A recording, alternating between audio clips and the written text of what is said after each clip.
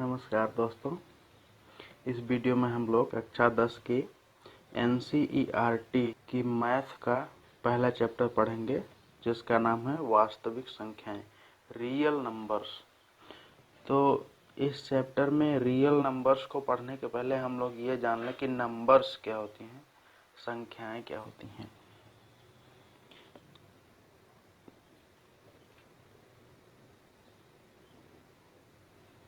किसी भी वस्तु को मापने, तौलने या उसकी मात्रा को व्यक्त करने के लिए जिस नाम का या जिस गणितीय वस्तु का प्रयोग किया जाता है उसे हम लोग संख्याएं कहते हैं, उन्हें संख्याएं कहते हैं।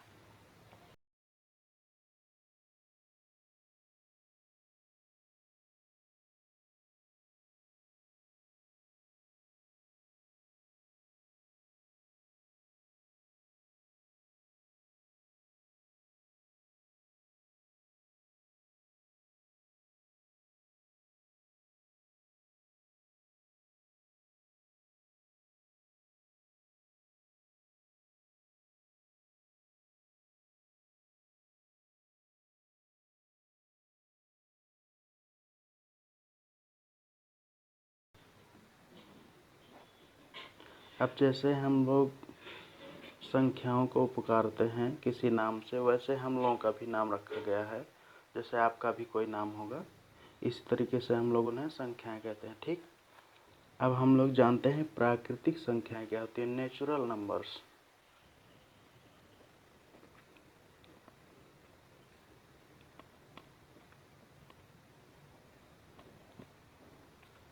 तो गिनती की जो संख्याएं होती हैं उन संख्याओं को हम लोग प्राकृतिक संख्याएं कहते हैं, जिनको हम लोग गिनते हैं।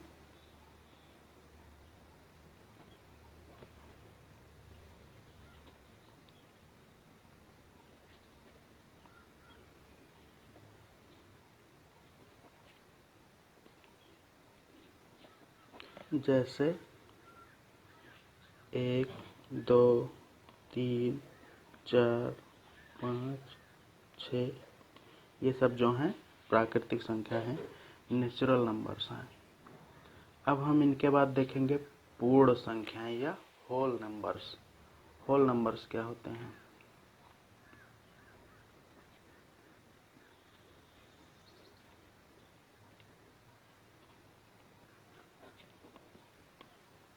जब हम प्राकृतिक संख्याओं के समूह में जीरो को भी मिला लेते हैं, जीरो को भी शामिल कर लेते हैं, तो वो संख्याएं जो हैं पूर्ण संख्याएं कहलाती हैं।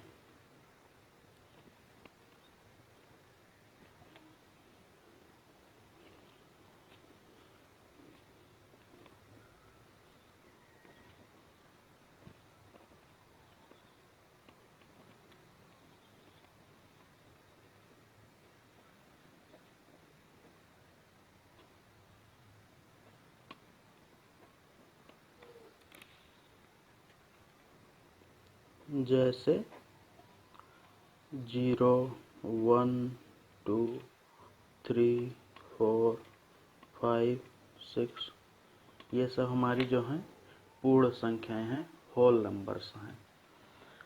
अब हम लोग इनके बाद जानेंगे पूर्णांक क्या होता है। पूर्णांक, इंटीजर।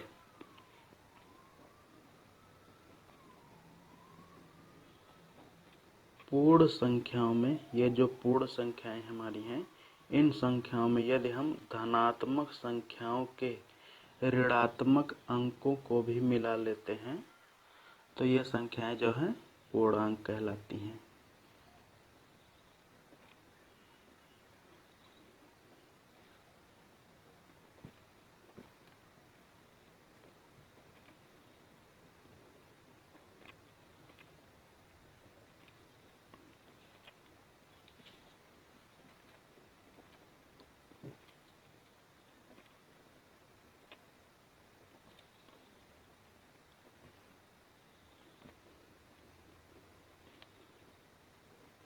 जैसे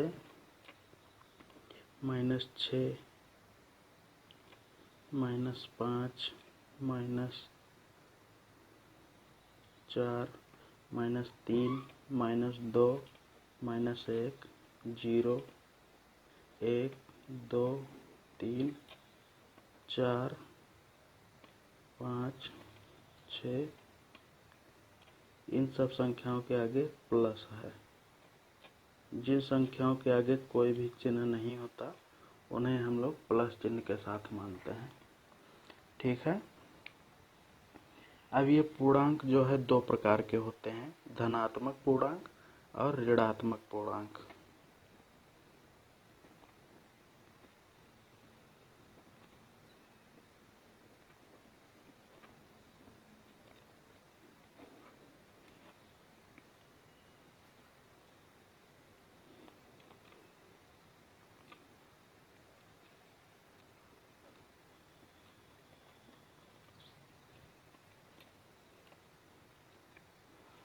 ऋणात्मक पूर्णांक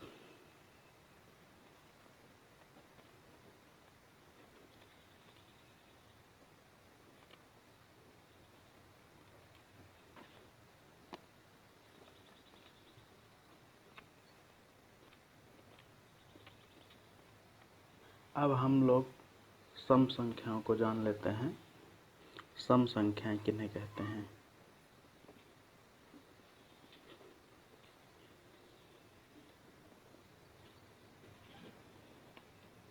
सम संख्याओं को इवन नंबर्स भी कहते हैं। कोई भी प्राकृतिक संख्या जो 2 से विभाजित हो जाए, कोई भी प्राकृतिक संख्या जो 2 से विभाजित हो जाए, उन संख्याओं को हम लोग सम संख्याएं कहते हैं।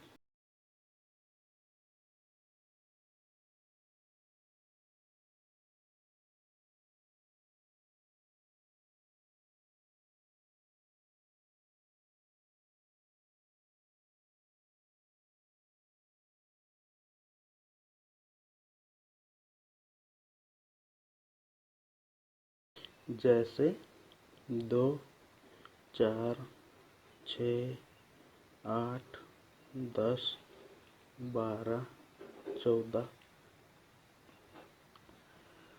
इनके बाद हम लोग जानते हैं विषम संख्याएं क्या होती हैं। विषम संख्याएं या ऑड नंबर्स।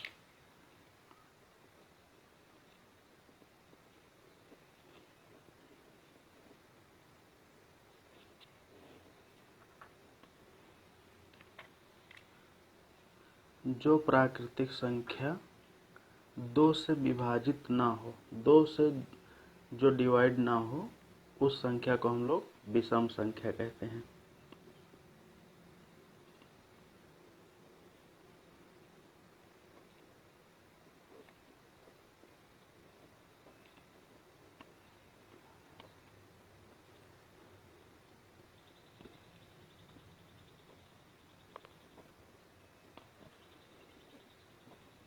जैसे 3 5 7 9 11 13 15 17, ये सब संख्याएं जो हैं विषम संख्याएं हैं। ये कोई भी संख्या 2 से विभाजित नहीं हो सकती है। इसके बाद हम लोग जानते हैं प्राइम नंबर्स या अभाज्य संख्याएं। अभाज्य संख्याएं किन्हें कहते हैं? वह प्राकृतिक संख्या जिसके केवल 2 गुणनखंड हों, उसे अभाज्य संख्या कहते हैं। वो दोनों गुणनखंड वो हो सकते हैं, या तो वह प्राकृतिक संख्या स्वयं हो या तो 1 हो। इसके अलावा उसके कोई भी गुणनखंड नहीं होंगे, मतलब कोई भी अदर फैक्टर नहीं होंगे।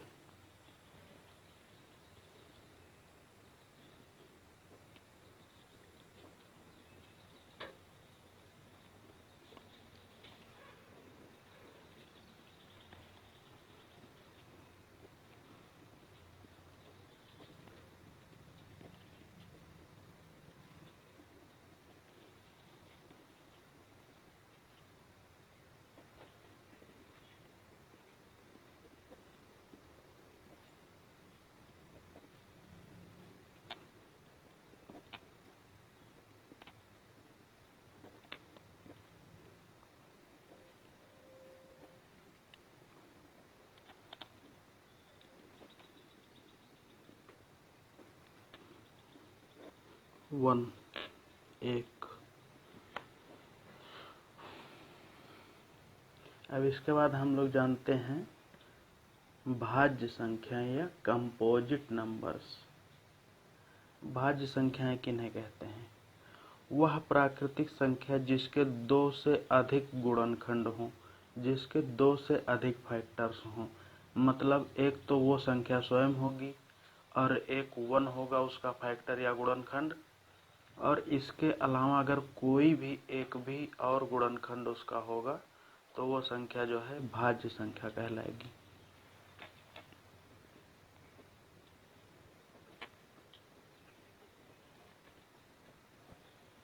गई हो?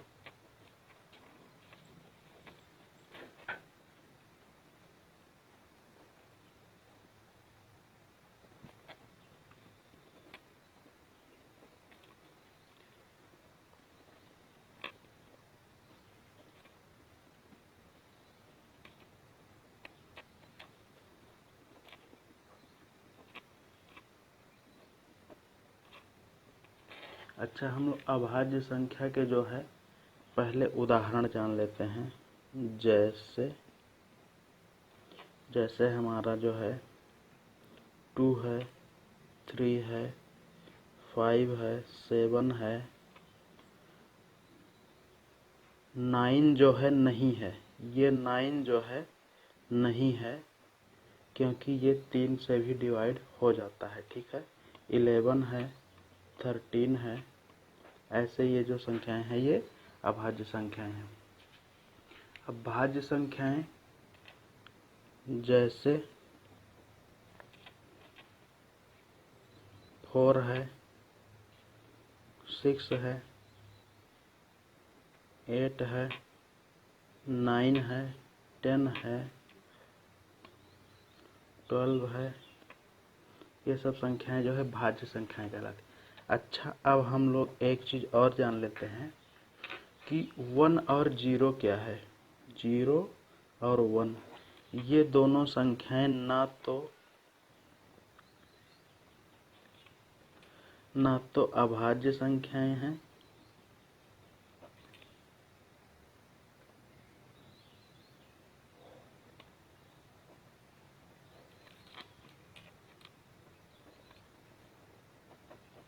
ये दोनों संख्याएं ना तो अभाज्य संख्याएं हैं और ना ही भाज्य संख्याएं हैं। ठीक है, इन संख्याओं के बारे में हम लोग जानने के बाद अब अपना जो है चैप्टर स्टार्ट करेंगे। इन चीज़ों को जानना हमारे लिए बहुत ज़रूरी था क्योंकि इनका आगे जो है प्रश्नावली में प्रयोग है।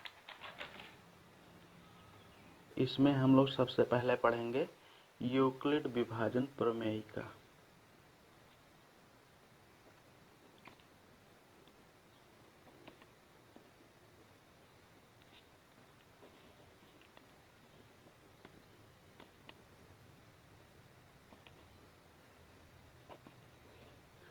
अब हम लोग यूक्लिड विभाजन प्रमेयिका जानने से पहले ये जान लेते हैं प्रमेयिका क्या होती है। लेमा प्रमेयिका क्या होती है?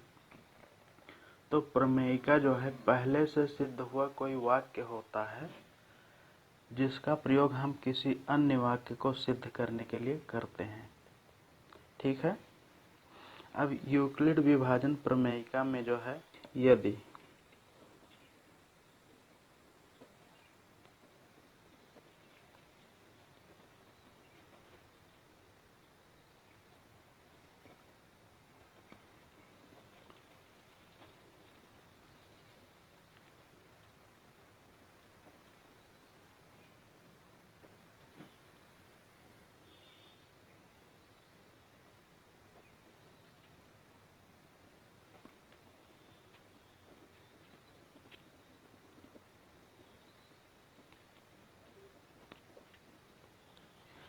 यूक्लिड विभाजन प्रमेयिका ये होती है दो पूर्णांक a और b जहां a बड़ा हो b से दिए रहने पर ऐसे अद्वितीय संख्याएं पूर्णांक संख्याएं विद्यमान हैं कि a बराबर b क्यूब प्लस r, जहां r जो है या तो 0 के बराबर होगा या 0 से बड़ा होगा और r जो है b से छोटा होगा।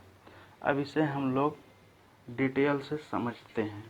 हम लोगों ने बचपन से ही पढ़ा है, सीखा है कि जैसे कोई चीज़ का हमें भाग देना हो, जैसे दो संख्याएं हमें दी हों, 17 है और 2 है, इन दोनों संख्याओं का हमें आपस में भाग देना है।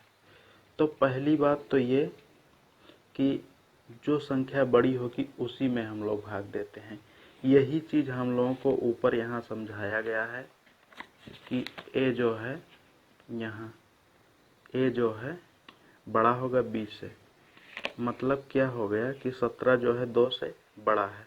अब हम लोग 2 से 17 में भाग देते हैं।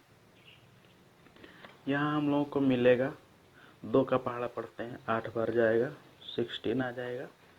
यहाँ शेष बचेगा हम लोगों का 1। हम लोग बचपन से पढ़े हैं कि भाज्य बराबर भाजक गुणे भागफल प्लस शेषफल। अब इस ऊपर वाले क्वेश्चन में हम लोगों ने देखा ये हमारा भागफल है,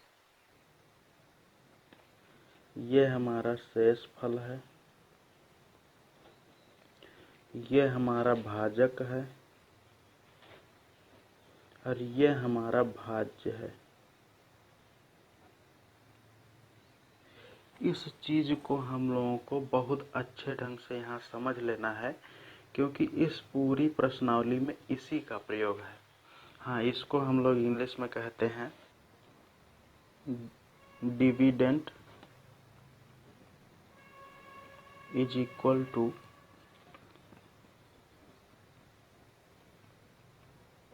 divisor into quotient plus remainder. इसी चीज को आप लोगों को यहाँ जो है यूक्लिड डिवीजन प्रमेयिका में दिया गया है। यही है यूक्लिड डिवीजन प्रमेयिका। तो इस क्वेश्चन से हम लोगों को यहाँ मिल जाएगा 17, मतलब जो है भाज्य बराबर भाजक क्या है 2 है, गुणे भागफल हम लोगों का 8 है, प्लस रिमाइंडर या शेषफल हम लोगों का आया है 1। यही हम लोगों की जो है प्रमेयिका है। ठीक है। अब इसमें एक चीज हम लोगों को और समझने के लिए दिया गया है, जहां 0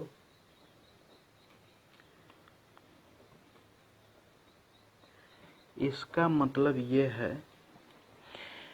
कि r जो है हमेशा या तो 0 के बराबर होगा या उससे बड़ा होगा। इसका मतलब ये हुआ कि अगर जो भाग पूरी तरीके से हो जाती है तो यहाँ शेषफल 0 आएगा, जो कि r से प्रदर्शित किया गया है। यदि भाग पूरी तरीके से डिवाइड नहीं हुई तो यहाँ पर कोई संख्या आएगी, जैसे यहाँ 1 आया है, 2 आया, आ भी सकता है, कुछ भी आ सकता है। लेकिन यहाँ एक शर्त है कि ये जो शेषफल आएगा ये हमेशा जो है b से छोटा होगा, मतलब भाजक से छोटा होगा। ये इसलिए कि अगर जो ये शेषफल जो है ये अगर भाजक के बराबर आ जाएगा तो हमारी भाग एक बार और चली जाएगी, मतलब यहाँ हम लोग 9 बार कर लिए होते। इसलिए ये जो है शेषफल हमेशा भाजक से छोटा होगा। तो ये भी सिद्ध हो गया। और रही बात, ये 0 या इससे बड़ा इसलिए होगा क्योंकि शेषफल कभी निगेटिव में आता नहीं है, ऋणात्मक नहीं आता है। इसीलिए या तो ये 0 आएगा या उससे बड़ा आएगा। ठीक है। तो ये बात हम लोगों ने समझ लिया। यही हम लोगों की यूक्लिड विभाजन प्रमेयिका है। अब हम लोग इसके बाद यूक्लिड विभाजन एल्गोरिथम पढ़ेंगे। यूक्लिड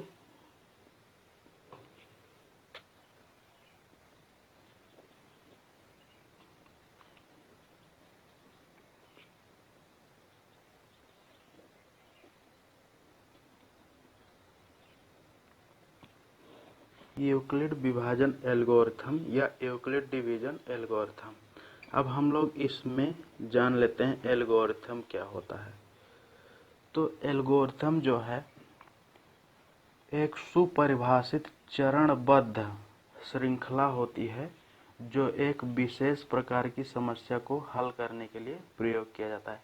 मतलब यूक्लिड विभाजन में जो एल्गोरिथम यूज होता है, एल्गोरिथम शब्द का मतलब ये होता है कि ये किसी भी प्रॉब्लम को स्टेप बाय स्टेप मतलब चरणबद्ध तरीके से हल करने का जो है एक अच्छा सा तरीका होता है। ठीक है, अब हम लोग जानते हैं कि इसका प्रयोग कहाँ किया जाता है। तो इसका प्रयोग जो है किसी भी दो धनात्मक पूर्णांकों का जो है HCF निकालने के लिए किया जाता है। HCF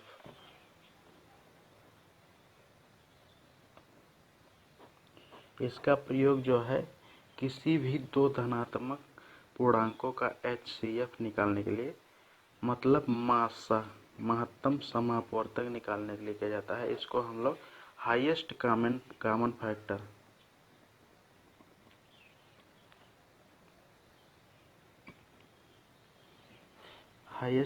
फैक्टर भी कहते हैं या महत्तम समापवर्तक कहते हैं। अब हम इसको देख लेते हैं कि ये कैसे यूज किया जाता है, कैसे इसका प्रयोग किया जाता है। मान लेते हैं दो धनात्मक पूर्णांक जो है C और D दिए गए हैं। ठीक है,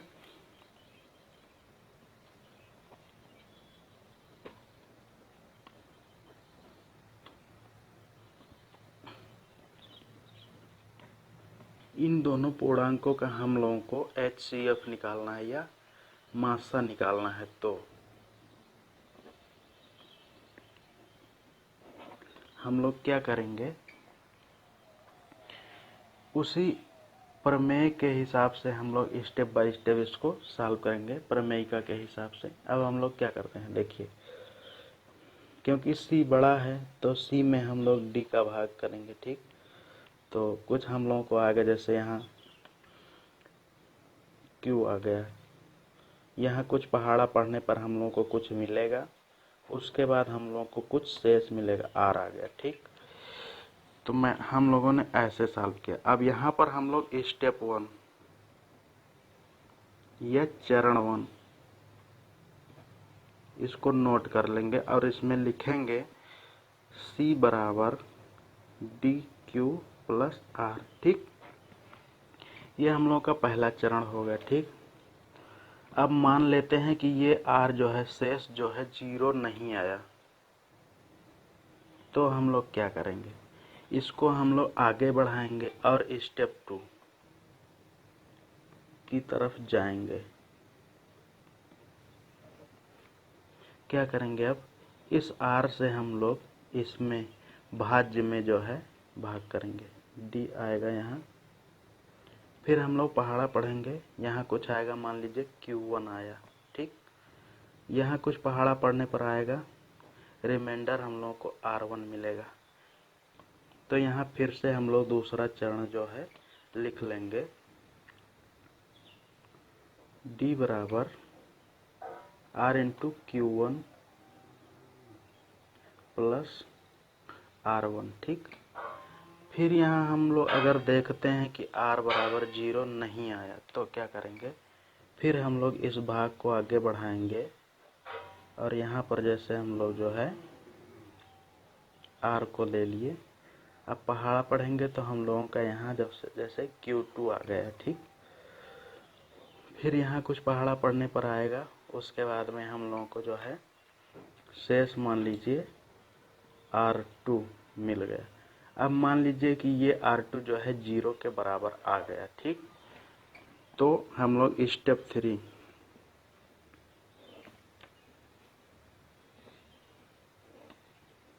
बराबर लिख देंगे R is equal to R1 into Q2 plus R2। ठीक, अब मान लीजिए कि यहाँ पूरी तरीके से डिवाइड हो गया और शेषफल 0 आ गया, तो मतलब कि ये जो है HCF जो है हम लोगों का निकल गया। जिस संख्या से हम लोग आखिरी बार भाग देंगे, ये जो हम लोगों का आखिरी वाला जो है भाजक होगा, भाजक, वही हम लोगों का जो है HCF होगा। तो यहाँ से हम लोग HCF जो है निकाल लेंगे। तो इस वीडियो में हम लोगों ने देखा यूक्लिड डिवीजन एल्गोरिथम क्या होता है, यूक्लिड डिवीजन प्रमेय का लेमा क्या होती है। अब हम लोग अगले वीडियो में चैप्टर 1 के जो है सवाल लगाएंगे और कुछ उदाहरण देखेंगे। अगर आप लोगों को ये वीडियो पसंद आता है, इसमें कुछ भी समझ में आता है, तो वीडियो को लाइक कर दीजिएगा और चैनल को सब्सक्राइब कर लीजिएगा, जिससे आप लोगों को आगे की नोटिफिकेशन मिलती रहे, आगे की सूचनाएं मिलती रहें। वीडियो देखने के लिए धन्यवाद।